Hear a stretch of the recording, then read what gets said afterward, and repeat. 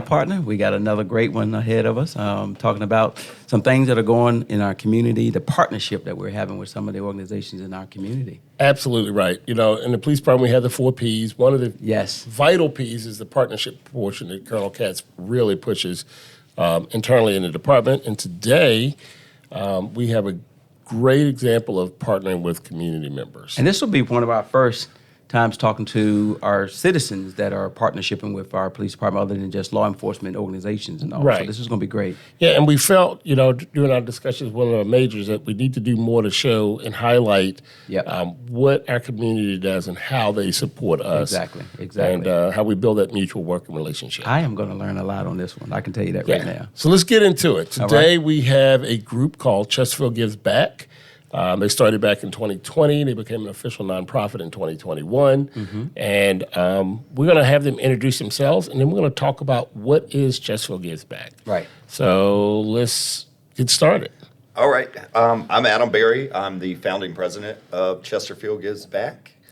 And, I'll let Jane do a quick introduction. Good morning. Jane Chambers. I am the director of volunteer operations with Chesterfield Gives Back. Okay. Well, give us the structure of your organization. And what is Chesterfield Gives Back? What is it? Yeah, so Chesterfield Gives Back, it was started on the premise of we wanted to get out there and recognize good public safety work and support our first responders, specifically here in Chesterfield. Of course, as the organization has grown, we have other programs outside of recognition of first responders and our big First Responder Appreciation Day. We do a lot of community crisis intervention, whether it be somebody loses a loved one or falls into hard times. We try to step in on those instances as well. The structure of our organizations, we have 7 board members that make up the organization. They're all volunteers. We have nobody on payroll, so all money coming into the organization goes directly to our programs. Awesome. And you said you got a board. Yes. Explain that board to our audience. So our board, they are all volunteer community members. They either have family that is in public safety, or they're just there to support the cause and help the organization grow and do great things. That's a lot. So if it's a volunteer-based organization, I see the reason you would have to have a director of volunteer opportunities, which is Ms. Chambers here. Can you explain, how did you become involved? What is your affiliation with public safety? Or just tell us, how did you arrive at this point that you decided to get involved? So my husband actually was a Chesterfield police officer back in the late 80s.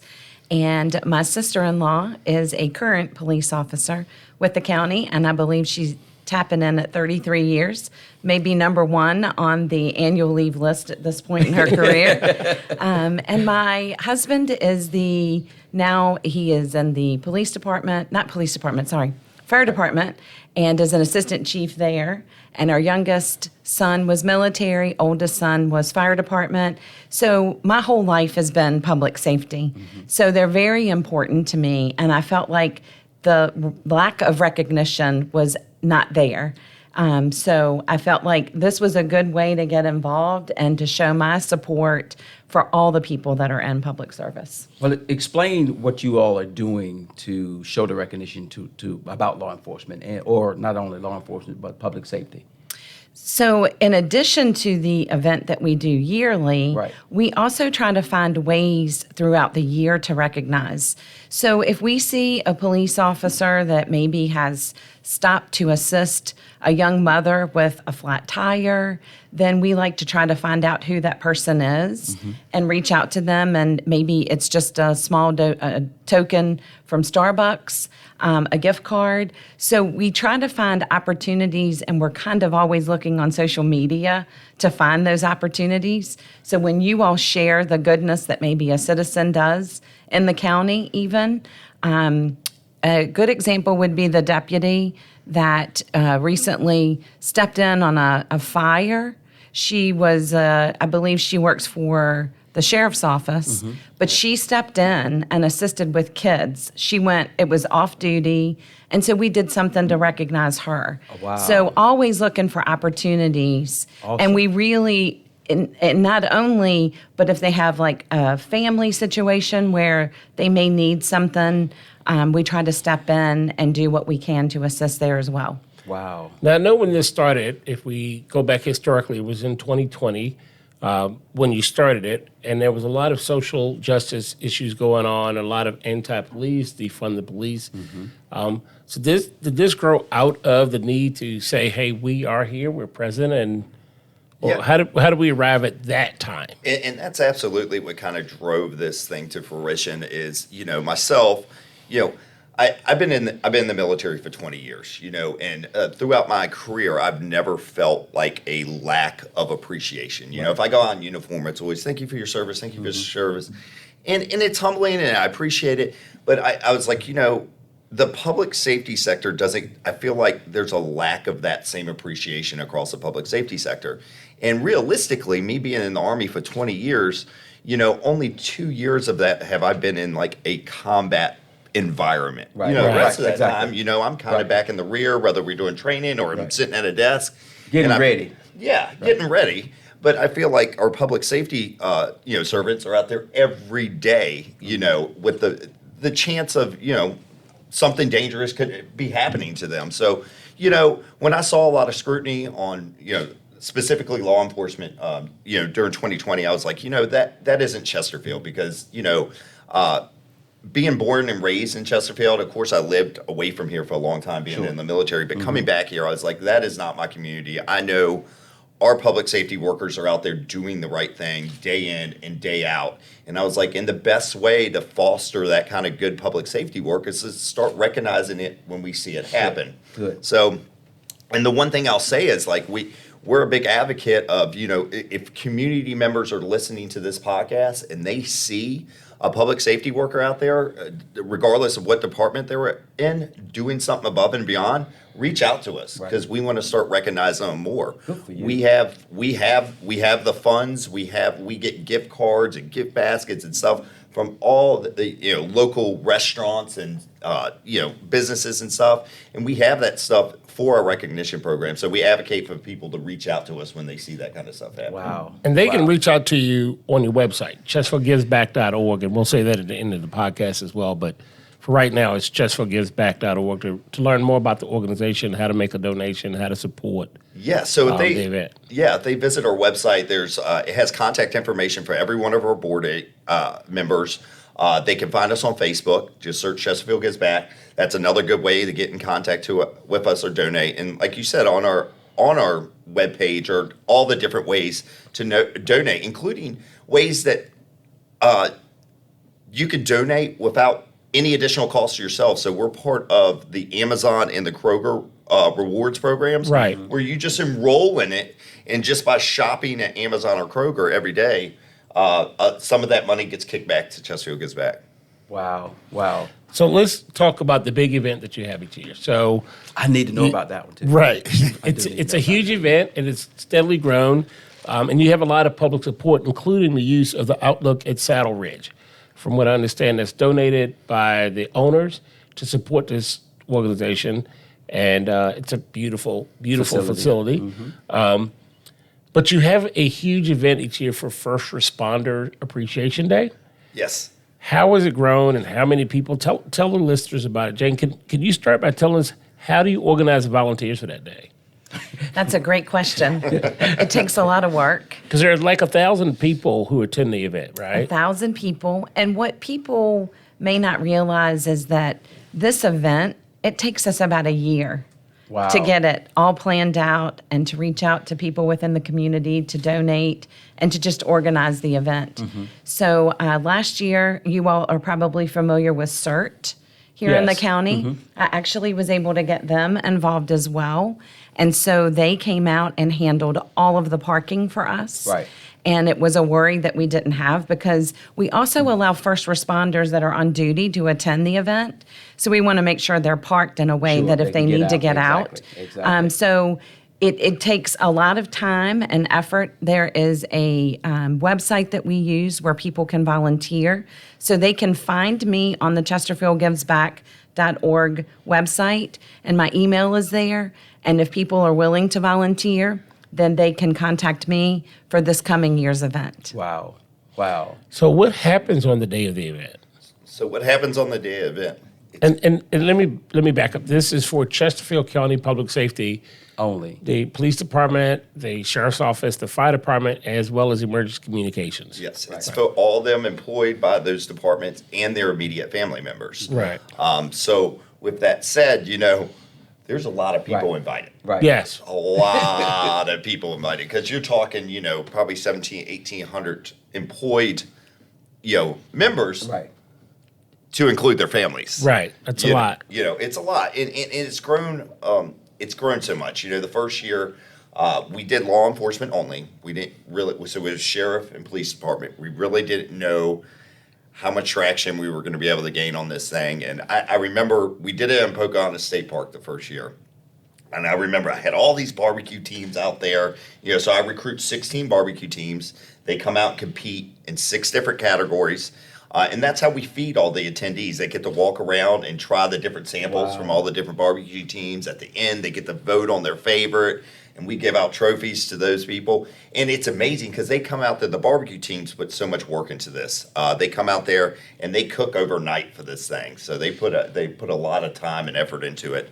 And then we recruit sponsorship for all the barbecue teams. So that's how we fund, how they fill their grills. So in getting sponsorship here in Chesterfield County, believe it or not, is pretty easy because this is such a supportive community. Exactly. These local businesses are always pounding on our door saying, we want to get involved in this thing. And the more it grows, the more they want to get involved. So the day of the event, like you said, everybody's invited out. We do it at an amazing venue, like Jane said, the Outlook at Saddle Ridge. It's absolutely beautiful. It has plenty of space to facilitate all the attendees. But in addition to barbecue, we have 3 live bands throughout the day. We have free adult and child beverages for everybody. We have tons to do for the kids, to include campfires where they can roast their own hot dogs and make s'mores. We have inflatables. We have a petting zoo. We have a petting zoo. We had a car show last year. We had a guy out there hand rolling cigars. And again, this is absolutely free to all those that are invited. So I tell everybody, leave your wallets at home. You won't need them. Come out, have a good time. The space is safe. Security is a high priority for us. So we make sure we create a safe place. And that's one of the biggest compliments I've gotten from those in attendance was, we finally feel like we have a place we can bring our families out, feel safe, and really enjoy it. Awesome. And that means a ton knowing we've been able to do that. Wow. Let's talk about that car show. Right? We have a few specialty cars we ought to have in the car show. Yes. Well, good. That sounds exciting. What else would you like the public to know or about the event or what you're doing all year?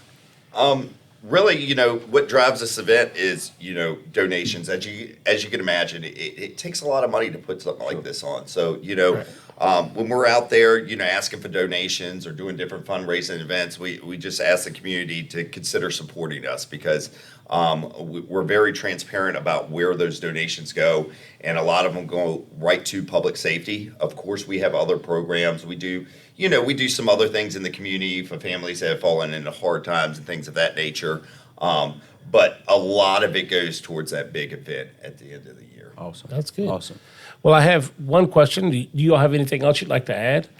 I think the thing that I would like to add is I know that you all get a lot of email that is like first responder appreciation related. Right. Come out to the Diamond for ball night, whatever it might be. This is so different from those things that if people would understand all the work that goes into this event for first responders and all the amount of donations that are given to make this event possible, I think that people would come out. Right. This year, we want to get the word out to have more people attend this event than we have in years past. Right. Well, we definitely want a partnership and get the word out to our officers, including myself, Right. of what you all are doing, the appreciation that you are doing for our community. And I love that. I love that partnership. So before I give out your email again and thank the Outlook at Saddle Ridge for supporting the organization, on all of our previous podcasts, we ask at the end, you didn't see this coming, what do you do to alleviate stress? What's your go-to? Want me to go Because first? stress and mental health well-being very is a big thing in public safety. Yes. So what do you do to alleviate stress? Well, I'm a huge advocate of, physical readiness, physical fitness, because I believe there's a direct correlation between physical resiliency and mental resiliency. So I would say that's pretty prioritized for me. But I brew my own beer. Okay. I think it's very therapeutic. I get out there. It's a dream of mine. I want to open a brewery one day. But I'm also into, and something Chesterfield Gives Back does a lot to raise money, is we do these like smoked dinners. So I'm big into barbecuing, smoking stuff. And Are you like still, that. you mentioned earlier, military, 20 years or more. Are you still in the military? I am. Good. I am. Thank you. I Thank you am. for your But service. I'm counting down my days. Yes, absolutely. Thank you for your service. Thank you for your service. I like that. Jane, would you like to share what your go-to is? Sure. I'm like Adam. I'm big into exercising. I think that it clears the mind and is good for body and soul. But my family is my go-to. We are a very tight-knit family, and we camp together. And just being able to be around my children and be able to share life with them that's my go-to. Good. Well, good. Partner, hey, another a great good one. Great one. And again, being our first that we're talking to our community, that partnership that we talk about, the P's that we're using, and that's working. Right. Nan's The partnership is working. And we Yes. want to really thank you both for taking time out of your day Awesome. to come in. We want to remind our listeners that their website of Chesterfield Gives Back is chesterfieldgivesback.org. You can go on to learn more information, how to donate, how to volunteer, how to become a participant in this great program. And we really want to thank you all. We still want to talk about our recruiting. Yes, That's what we it's are all still about. recruiting police officers and police service aides. Yes. If you go to joinccpd.org, you can apply there. You can also reach out to myself, Darrell, or our other partner who's in the room today, Polly Malatesta. That's our boss. Email us, and we'll be happy to email you back. And thank you for listening to the podcast. Awesome.